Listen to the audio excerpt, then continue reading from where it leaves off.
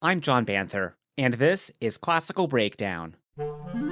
From Classical WETA in Washington, we take you behind the music. In this episode, I'm joined by Gayle Murchinson, Associate Professor of Music at William & Mary, to talk all about the life and music of William Grant Still.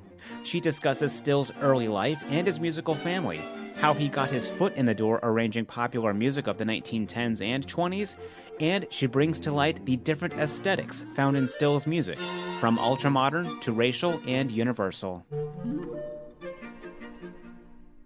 Thank you so much for joining me, Gayle, to talk about the life and music of William Grant Still. Well, thank you very much for having me. If you had to sum up his music in a sentence or two, what would you say? Well, first of all, William Grant Still's music is just simply beautiful. It's lyrical. He could compose melodies for days, and it's also very, very expressive. I like that. It's beautiful, it's expressive, but just thinking about his life, he was born in 1895. He lived through some extraordinary times in our country's history, didn't he? Thinking of Jim Crow, segregation, Great Migration, 2 world wars, civil rights movement, and more, while at the same time making a living as a composer, something not even remotely easy today, let alone 100 years ago in those circumstances. Exactly. I mean, William Grant Still lived from 1895 to 1978.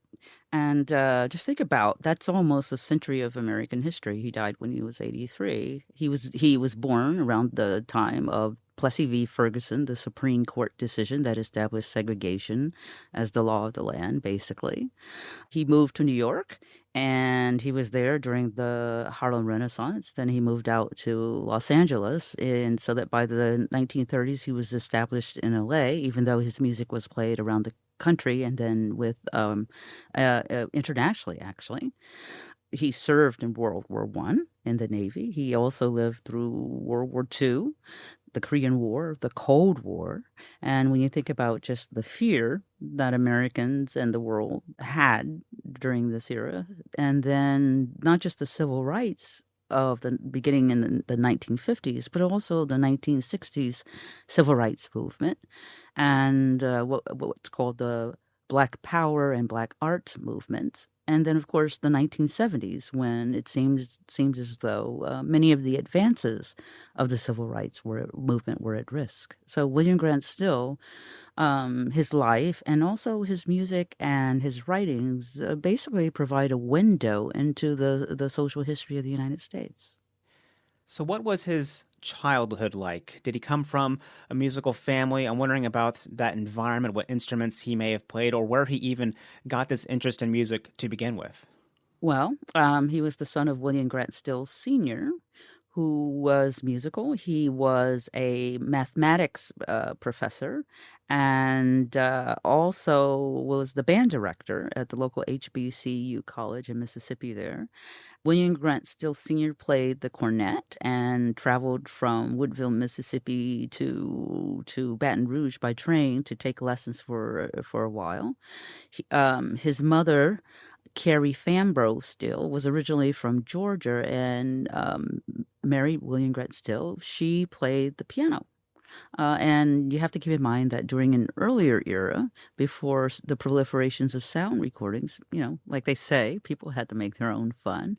And being able to play a musical instrument, and especially if you were female, if you're a woman, middle-class woman, being able to play the piano and sing was a hallmark of class, of your education, of your refinement, and of you being a cultured individual for middle class and especially for middle class blacks of the era.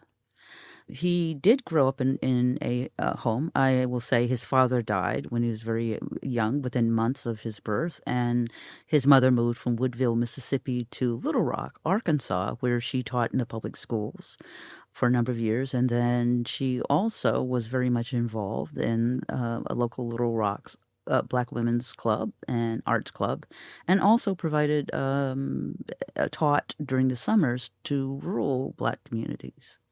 So, for young William Grant Still, how did his music education start? What was the impetus for that?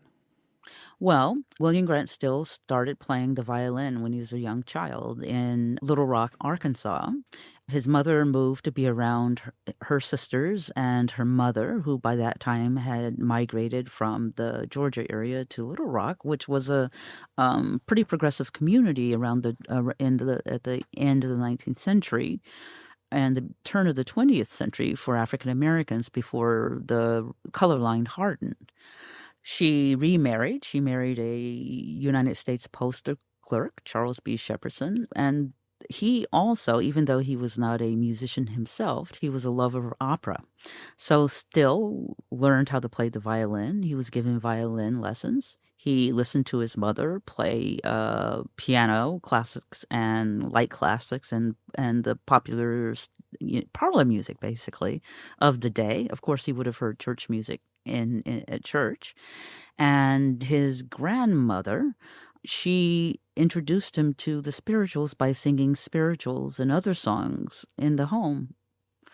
And his stepfather's record collection of opera provided the basics of William Grant Still's very early childhood music education, both formally and informally, in terms of not being formal lessons. So at this time, he's learning music. I mean, getting, an incredible impression of music from his family. Also, his grandmother, you mentioned, singing spirituals, a woman who was formerly enslaved. But at this time, for young William Grant, still composing hasn't entered the picture yet, has it? Well, he is interested in music, and he's trying to compose his own tunes. But his mother did not want. First, there were very few opportunities, say, for example, as a young child or teen, to study composition, just in general, not just William Grant Still. His mother sent him to Wilberforce College, now university, and she wanted him to be a doctor and to take all of the pre-med courses. And so, of course, he duly did that in order to please his mother. But while he was there, he taught himself several instruments. He directed the school band, and he attempted his own. He set about providing for himself as an autodidact his own course of study in music when he was in college. And he would go to local nearby cities in order to hear opera and other music performances. See, Wilberforce did not have a band program or formal music program. So William Grant Still was really very active on campus in terms of helping to found, in a sense, the Wilberforce College music program at the beginning of the 20th century. After Still had attended and studied at college, I read that he started working in commercial music, arranging and orchestrating popular music of the 1910s and 1920s. What motivated his decision to go into commercial music right away instead of classical or as he often referred to it, art music? Well, very simple, just the life. He left college a few months shy of graduation, and then within a year, he became a young father and a young husband. And so he found work playing in various bands at resorts throughout Ohio. His wife, for the birth of the child's first months of life, had gone to her parents' home in Danville, Kentucky.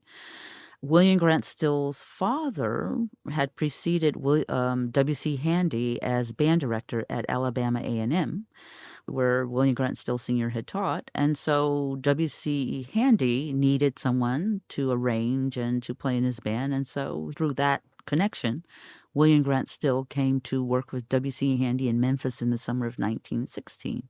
And so those two things, after he left college, in order to support himself and his family, he started playing freelance with bands that played in the local area in Ohio. And then he found a better long-term job with the prospects of long-term in the summer of 1916 with W.C. Handy in Memphis. And that was another important part of William Grant Still's music education, his experience there in Memphis. Do we know of any of the songs he might have been working on at the time? Yes, there are. William Christopher Handy, W.C. Handy, had a publishing concern that he had formed with Harry Pace, and it was called Pace and Handy Music. And so while W.C. Handy had a band, or ran several bands out of Memphis that played in and around Memphis and toured as far east into Ohio and the western part of Pennsylvania, and also he fielded bands to play into part of the Mississippi Delta. He also had a music publishing concern where he published his own blues compositions, such as St. Louis Blues, Gulf Coast Blues, and he also published several arrangements, many of that William Grant Still did. For example, William Grant Still did an arrangement of Gulf Coast Blues, and W.C. Handy recorded Still's arrangement. And also keep in mind that for example, Bessie Smith recorded a version of the Gulf Coast Blues. But William Grant Still had two songs that were published by Pace and Handy very early in his career, during these very, very early pop music careers. One was called Memphis Man, and the other one was called No Matter What You Do. And I think him having this job, although it sounded like he needed to have this job quickly, he had a family to support, trying to make a living. It's also a good kind of sneaky job for a composer, providing so much education. As you said, it was kind of like furthering his education. A big part of a composer's job is orchestration, figuring out which instruments to play together, how they sound, how they interact, and all those effects, if you will, that you can exploit to your own advantage in other works. So at this time, he's arranging and doing all this stuff with some of his own music, but a lot of other people's music. And he's able to almost experiment, it sounds like, with, well, what does it sound like when I put these things together, or adjust a harmony this way? Like one huge homework assignment that benefited him later on with his compositions. Exactly. William Grant Still had one of the best setups possible when you think about it. I mean, almost as soon as he composed something, he knew that very soon he could hear it. He could hear it, or almost as soon as he arranged something, he could hear it because it was going to be played by either the band that he was in with W.C. Handy or one of the bands that W.C. Handy was sending out in and around the area. So yes, he could figure out immediately whether or not something worked, or also importantly, whether or not something went over well with the audience. He also studied in Boston as well, right, with George Chadwick? Yes, but before he studied with Chadwick, he also studied harmony and theory and composition at Oberlin. Okay, yes, that's a conservatory in Ohio. Right, exactly. We're going to get into his music next, some specific things I've seen that you've written.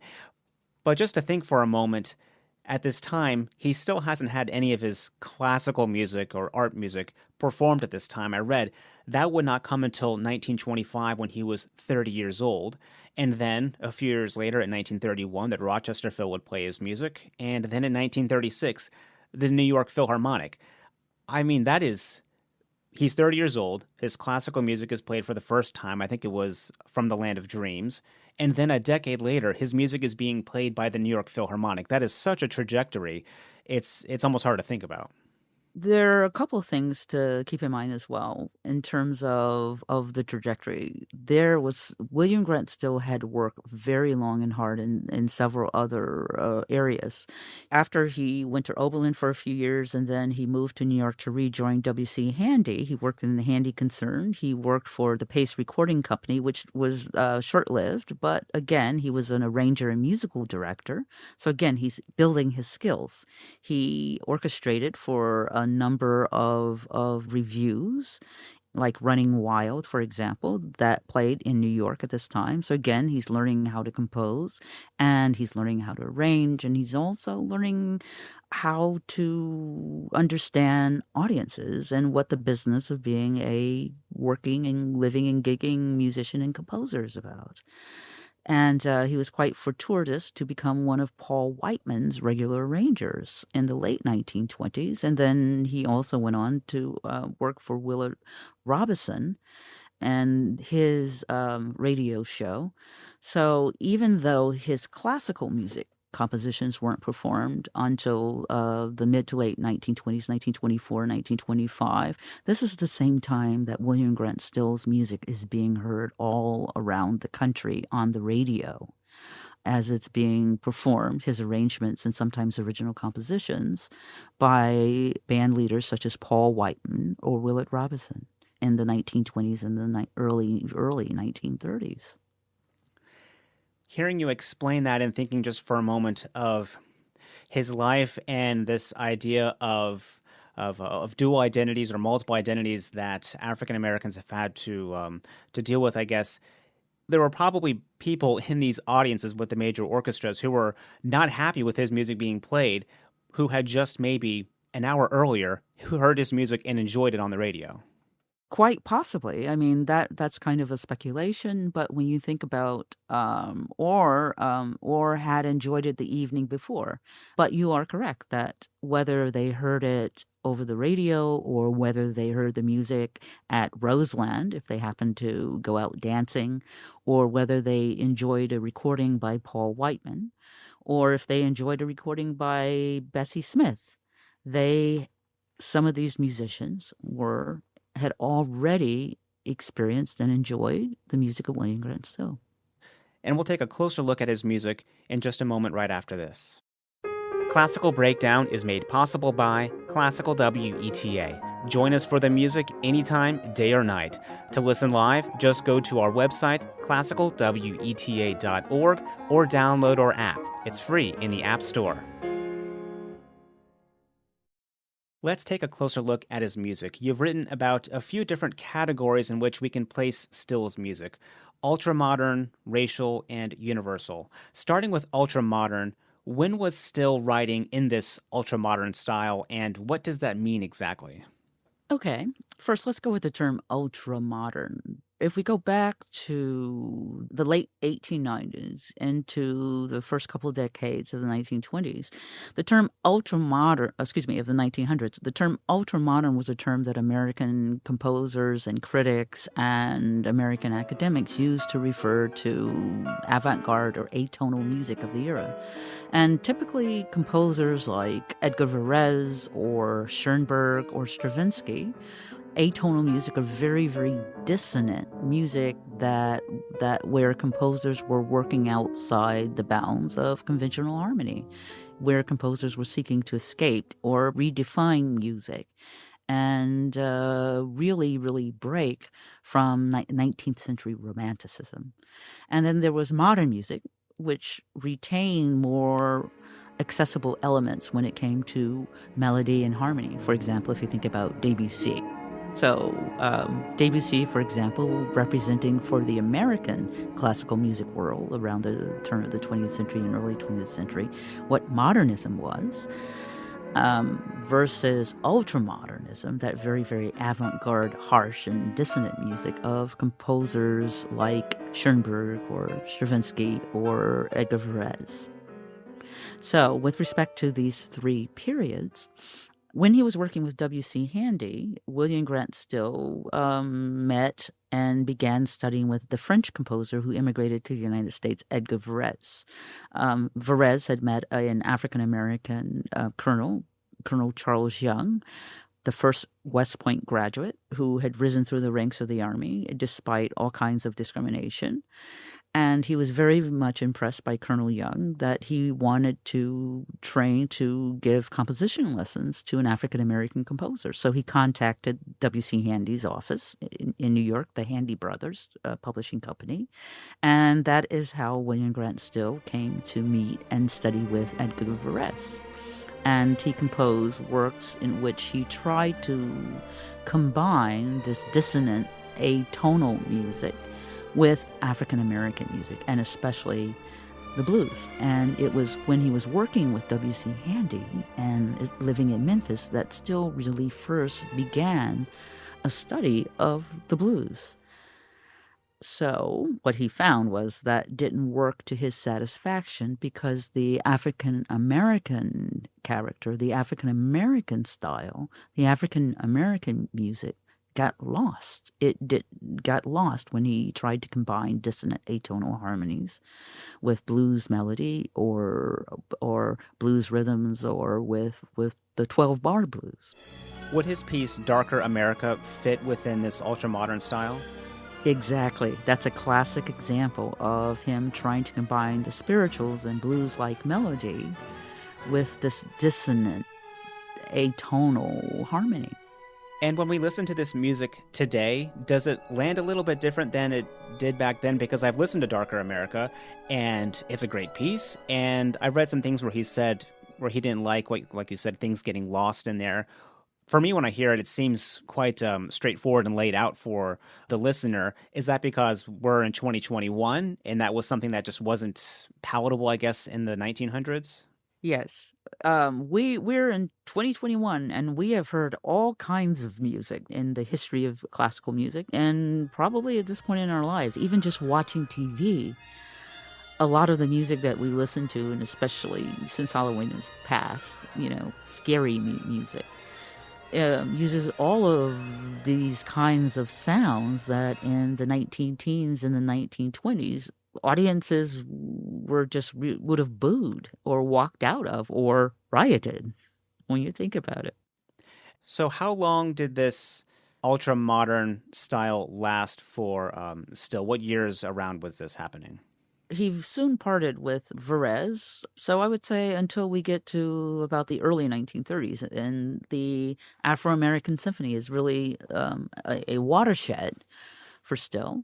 There are several other works, but in terms of after he has left Varese and really has found his own voice, roughly 1930 is when we find that Still has clearly left behind the ultramodern style and is clearly in what he himself called his racial style, in which he is really seeking to use African American musical idioms. So he's using the idioms and source material, but not within this atonal framework of before. Now it is the Afro-American symphony that we know, that kind of style, more, I guess, harmony of composers in the past. Yeah, exactly. Or not just so much Western classical music composers in the past. When you think about how Still is using the sound, the harmonies of the 1920s jazz band. And also when you think about how Still is using the music of the church, of Black hymnody, of the spirituals. Because that was very, very important, because we have to remember this Still was working in the context of the Harlem Renaissance. He was there. He had played in the pit of all of these musicals or arranged for the musicals of the Harlem Renaissance. He had worked with a number of musicians such as Clarence Williams that we know today, who were prominent in blues and the popular music industry of the Harlem Renaissance. But most importantly, he wrote music that could appeal to African Americans as well as all Americans, but he especially wanted, like the Harlem Renaissance aesthetic, was to show the beauty of African American musical traditions. You said the influence of harmonies in jazz band, blues, and I believe also going back to even just those spirituals that he heard his grandmother sing. These are all the basis of his music. Were there other American composers at this time using this, as he called it, vernacular or music indigenous to the country in their music? Or was this something that Still was doing more on his own compared to others at the time? There were quite a number of other white American composers who were using jazz and blues in their works. One of the most famous examples is George Gershwin. Gershwin having come originally from musical theater, and then when he's commissioned by Paul Whiteman to compose Rhapsody in Blue, Gershwin draws on jazz. From that opening clarinet solo through the rhythms and the harmony that we hear, though not the actual musical forms that one would find coming out of Black musical traditions.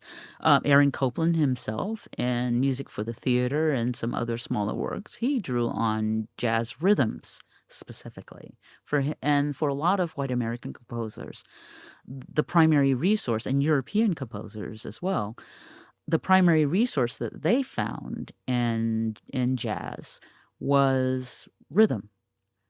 But for William Grant Still, having played jazz and having played the blues that he had learned from W.C. Handy and the blues that he heard when he was in Memphis and was going in and around the Mississippi Delta, he understood that blues and jazz were more than just rhythms. He understood that so much of African American instrumental music comes from African American vocal music traditions. And he also understood that there were some specific musical forms, if you will, the 12-bar blues, for example, musical phrase structures such as the call and response, and the kinds of phrase structures that come out of the spirituals and African American hymnody traditions. And all of these things William Grant Still brought into his music. Going from his ultra-modern style to this racial style, the changes that you've talked about with harmony and structure, and Afro-American symphony being an example of his racial style period. Did this affect what he was writing, or was it just the material and things within the work? I'm wondering, was it he was writing lots of orchestral music, and then when he went to another time period like the racial, it was some symphony, but then mostly, I don't know, chamber music or art song. Did any of that factor in, or was it just he was writing for a variety of different ensembles, if you will, but changing how he was writing for them? Well, not exactly. First, all throughout his life, William Grant Still remained as primarily an orchestral composer. I mean, he wrote several symphonies. One of the things about his racial style is that his music whether it was programmatic, such as Darker America, for example, or the trilogy in general, Darker America, the Afro-American Symphony, Africa, which is a work that he used to as part of his trilogy, and then Song of a New Race, they specifically were referred to in title and also in the program or quasi-program, African American history or African American culture. Darker America, as Still wrote in his notes, referred to African Americans before emancipation. And then in Africa, he created this world of his imagined Africa, of course, being the source of and the origins of African American people and African American culture. And then Song of a New Race, representing the modern African American. So when we begin to think about Still's universal music, he's less composing music that is specifically referring to African American history or on African American themes, but musically, when we listen to the sound of the music, it still shares a lot stylistically and musically with music that is specifically from his racial period. Even though he might not be specifically drawing on strictly a blues melody or composing in a blues style, there's still so many elements of the blues that are fused and that infuses much of his music. Still is a lyrical composer, and that's very, very important when we think about his early experience and what was a very important musical tradition to which he was exposed as a child. African American vocal music in the form of the spirituals. So there are so many consistencies and connections between his racial style and his universal style. And about what time or year did this universal style start for him? We hear it in different times, but it's after he's moved to Los Angeles, and he's settled into Los Angeles, and it's by the time we get to about the mid-1930s that Still, after his second symphony, by his third symphony, Still now has embraced his universal style. Can you tell me a little bit about his second marriage to Verna Arvey in 1939? She was also deep in the music world as well, I understand, and she also helped him out with composing and librettos for operas and stuff like that. Right. Well, they first met in the early 1930s. Verna Arvey, she was from LA, and she began her professional life as a pianist. And she had written to William Grant Still because she wanted to perform his music, and they eventually met. Still had moved out to LA. And she realized that Still was so disciplined and focused as a composer that he was not paying attention to all of his correspondence. So at first, she began helping him, kind of as his secretary, attend to that side of the business of being a composer, if you will, so that he could concentrate on creating music. And eventually, they fell in love and ended up getting married. Now, one of the things you have to keep in mind is that she was white. Her family was of Russian Jewish origins, living in LA, and Still was an African American. And when you think about the context of the late 30s until we get to the Supreme Court decision, the Lovings, in the majority of the United States, interracial marriages were illegal. And so Still and Arvey had to go to Mexico in order to marry legally. That's quite extraordinary. One, they're made for each other as musicians. Also understand she was very beneficial in that she was a concert pianist. He wasn't, and so she was able to play back for him some of his compositions, piano or otherwise, to, I mean, basically get immediate feedback. But also just that extraordinary thing of being in your own country and not being able to marry this person, going to a different country and coming back, but still at the same time having that belief in all of his ideals for this own country. Right, right. There was so much to their partnership, to their marriage, and to their family. I remember when I was doing some research in the Still collection, reading about how the family wanted to travel out back east and to the Washington, D.C. area, if I'm recalling correctly. But I remember reading a letter where Werner Arvey is writing in advance to someone and trying to make travel arrangements, and is asking about once they get to wherever it is that they're going, where they will be able to stay. And one of the things that she says is, "We are a colored family." If you think about how hard it was when the family traveled, Still, Werner Arvey, and their two children, Judith Still and their son, how hard it was for them just simply to not just find accommodation, but when you step back and think about it, for that family to be safe, to stay safe on the road, or when they stopped to eat somewhere, or when they needed to stop overnight to rest so they could continue on their journey.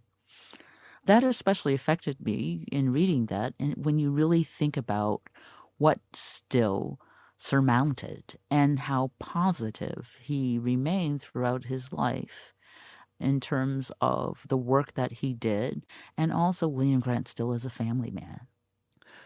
I want to try to help paint a picture here for listeners in what it means to be a composer and the importance of being able to have your music played, not even just a performance, but just to have it played so you can hear what it sounds like or test or do different things. In 1947, his opera Troubled Island gets played, and William Grant Still mentions in interviews of waiting basically decades for the opportunity to have an opera played. He said if he could have had an opera played earlier, he could have learned from mistakes, errors, he could have tested theories. That's what he said. That's a huge thing. If someone gets these experiences early on, they reach huge moments of growth as artists and as composers as they learn from these huge experiences, because an opera is a huge thing to put together. I'm wondering, I guess in that kind of context, what long-term effects, generational even, are the product of these exclusionary or discriminatory practices? What do they create much more than just, oh, someone didn't get their opera played? Well, William Grant Still had attempted an opera collaboration with County Cullen in the 1920s, and that didn't work. And he actually did compose a full-length opera, fully scored for orchestra, Blue Steel, 1934. But it wasn't until Troubled Island, as you said, that his opera was fully produced by New York City Opera. As a composer of symphonies, of instrumental music, William Grant Still had that experience that so many other of his peers did not. He could pretty soon, after he had completed the work, hear what it sounded like, whether he was writing for movies or whether he was writing for TV later in his life, or for radio, or for W.C. Handy. So if he had had more extensive experience, for example, writing for the opera stage, between the time he completed Blue Steel, which he withdrew, which he was not satisfied with, and the time 10 years later when he first completed Troubled Island, but it wasn't produced until almost another 10 years. There would have been so many opportunities, but opera is a different ballgame. It's extremely expensive to mount, to produce. And when it comes to the opera world at the time, no Black composer had broken that barrier yet to have his or her opera performed by a major company. William Grant Still already had 2 full operas under his belt. He was ready. The opportunities weren't there for him at that time. And it also makes you wonder what other music have we missed over the decades that have sat in a drawer because it's been decided that's not going to get played. Right. And not just with respect to William Grant Still, but so many other Black composers of his day. Exactly. There has been renewed interest in the works of Henry Lawrence Freeman. I actually saw a production of his opera back around 2015. Historically, Black composers have been, when you really sit down and think about it, going back to Scott Joplin, Black composers in the United States have been composing opera for more than 100 years. But we would never know that because they have not been given a chance to have their works brought before an audience and performed. For someone that hasn't listened to Still's music before, what are a few works that you would recommend? Well, of course, there's the Afro-American Symphony. That's the canonical Still work. Another one of the works that I would recommend, some of his ballets, for example, La Guilla Blesse. These are all recorded, and you can easily find them. There's Africa, which is one of the first works in the trilogy. And you can already see so much of Still's accomplishment and musical personality in that particular work. We're really, really fortunate in that there was a recording of that first performance of Troubled Island. So if you're interested in Still's opera, you can go listen to Troubled Island. And very recently, St. Louis, they performed William Grant Still's Highway 1 USA. And there's also a recording of that if you want another example of Still's opera, a commercially available recording of Highway 1 USA being performed by another ensemble. But there's so much of Still's music that's available, and whether you like opera or chamber music or piano music or symphonic music, there's something for everyone in William Grant Still's works. Is there anything else that we should know about Still today that maybe isn't being talked about or not enough? There are several things about William Grant Still. Still was a prolific letter writer, for example, and he also wrote several articles that appeared in publication of his day. Back in the 90s, John Michael Spencer published a William Grant Still reader. So if one wants to know more about William Grant Still and his ideas and what he believed and what he thought, not just his music, but the role that music could play in the United States, you can find some of his writings and speeches collected in that particular anthology.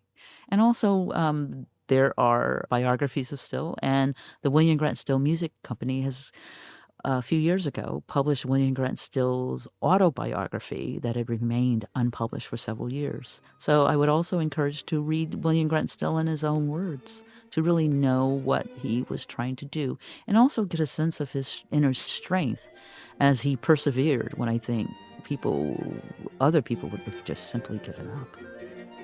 And we're going to put links on the show notes page to all these resources you're talking about. What you were just kind of finishing there with is something that I found in his writing, and just to encourage people to read, how positive he is in his beliefs and his convictions in music and in the United States, in democracy, and just a great person who wrote fantastic music that is thankfully being played more and more today. Yes. Well, thank you so much, Gayle. Thank you so much for talking with me all about the life and music of Still. Well, thank you so much. I enjoy talking about William Grant Still. And thank you for listening to Classical Breakdown. Our podcast review this week is short and sweet. Ugerb gave us 5 stars in Apple Podcasts and said, "Marvelous, marvelous, marvelous. I really like it." Well, thank you so much, Ugerb, for the 5 stars. And if you're enjoying the podcast, leave a review in your podcast app. For more information on this episode, visit the show notes page at classicalbreakdown.org. And if you have any comments or episode ideas, send those to classicalbreakdown@weta.org.